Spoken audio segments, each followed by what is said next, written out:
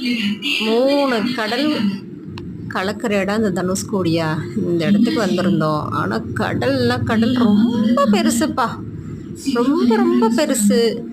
3 கடல் கலக்கிற இடம்ன்றதுனால நிறைய அலையான அலை அடிச்சுக்கிட்டே இருந்தது. கோயில்கிட்ட கூட இந்தளவு அலையே கிடையாது, அமைதியாக இருந்தது. ஆனால் மக்கள் இங்கே தான் ரொம்ப சந்தோஷமாக இருந்தாங்க. அலையோட கொஞ்ச நேரம் குழந்தைங்க விளையாடினாங்க. விளையாடி முடிக்கவும் அப்படியே அப்துல் கலாம் வீட்டுக்கு போயிருந்தோம். இந்த வீட்டில் பார்த்திங்களன்னா அவருடைய ஞாபகார்த்தமாக நிறைய பொருள் இருந்தது, நிறைய திங்ஸு. ஆனால் சின்ன வீடு ரொம்ப வெக்கையாக இருந்ததுப்பா. 2 ஃப்ளோரு.